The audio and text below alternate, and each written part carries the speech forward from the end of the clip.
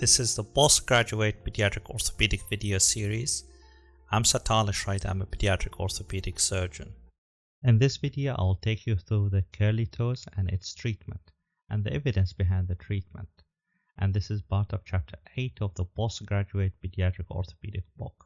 Curly toes are common congenital anomalies of the toes. It is usually a triplanar deformity involving the three planes. Around 25% of children with curly toes do improve naturally. In a paper by Rodney Sweetnam, he looked at the natural history of untreated curly toes and he found 27% of them do improve naturally. Interestingly, he found the one that treated with taping, 25% improved, while 75% remain unchanged. If a treatment is required, three types of treatment have been practiced around the world: taping, simple flexor tenotomy with or without bony osteotomy, flexor to extensor tendon transfer. We've seen earlier in a Sweetnam paper that taping was successful in 25% of the cases and 75% they didn't change. Another paper by Peter Turner showed the same sentiment. Taping do improve the look of the toes, but when the treatment stops, usually the deformity recurs. In contrast, another paper by Gareth Smith, who in a prospective study of taping for curly toes found improvement in 94% of the toes, and this is after taping for 3 months initially, then for 6 months, and all the patients were assessed independently by independent surgeon. I'm not a fan of taping, but I do offer for the patient who want a treatment but they don't want to have surgery. My best and my first option really, if the treatment is required, is simple flexor tenotomy.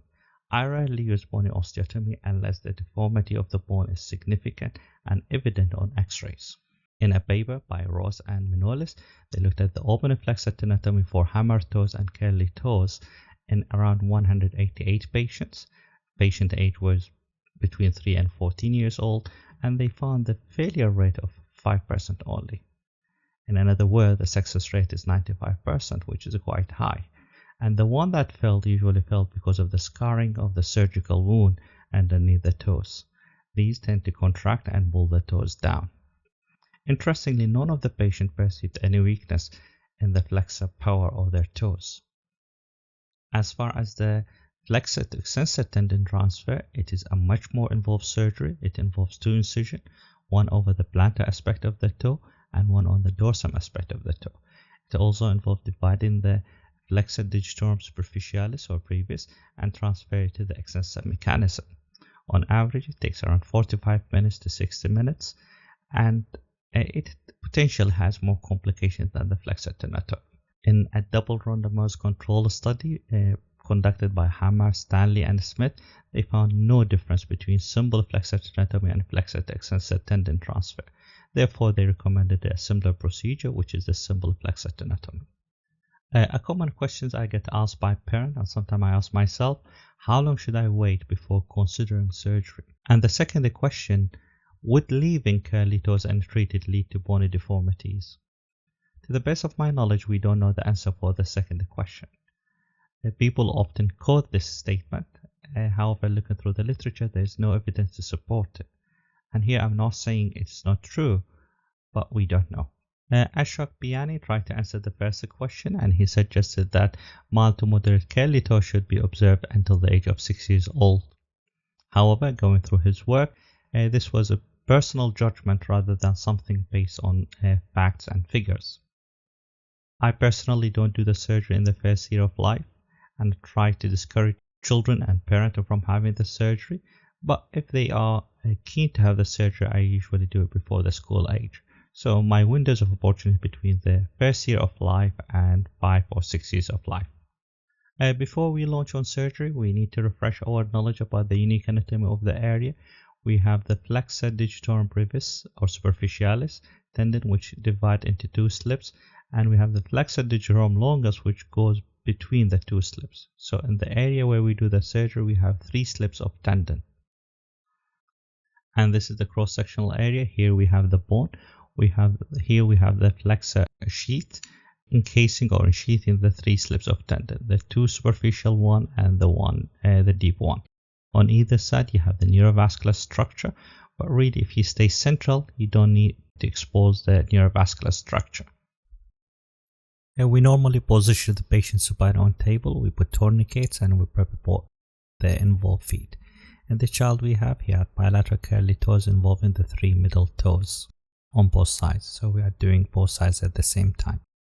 We do routine preparation using chlorhexidine and draping using disposable draping. We elevate the foot to inflate the tourniquet. Then we focus on our surgery.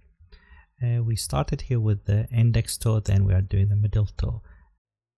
Demonstrate here the middle toe because the video in this area was better illustrated. Again, we use our incision diagonally from the 2 creases center over the proximal phalanx. And the reason why I use oblique incision rather than longitudinal or transverse, because the scarring which we show earlier is the main cause for recurrence. Once we cut the skin, we remove the fat, we see the flexor sheath, which is usually that white glistening structure.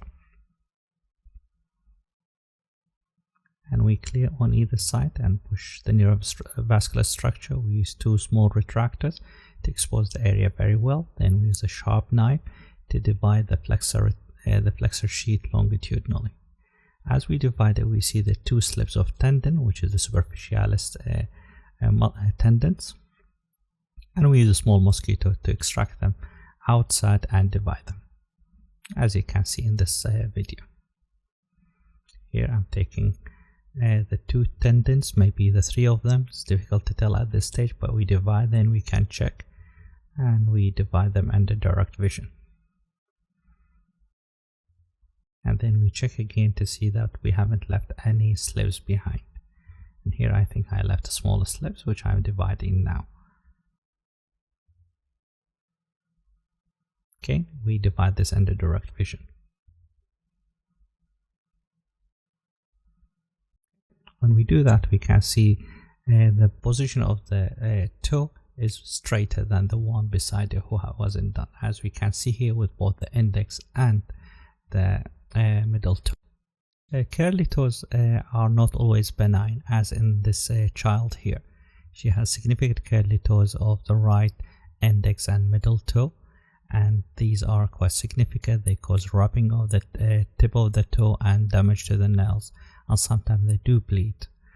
She underwent flexor tenotomy of the index and the middle toe, and after the surgery she was extremely delighted.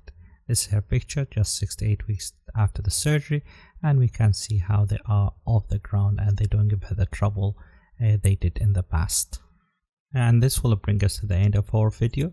We covered the curly toes, the current treatment and the evidence behind treatment, and we've seen the surgical technique to the flexor tenotomy, which is the commonest available treatment for curly toes.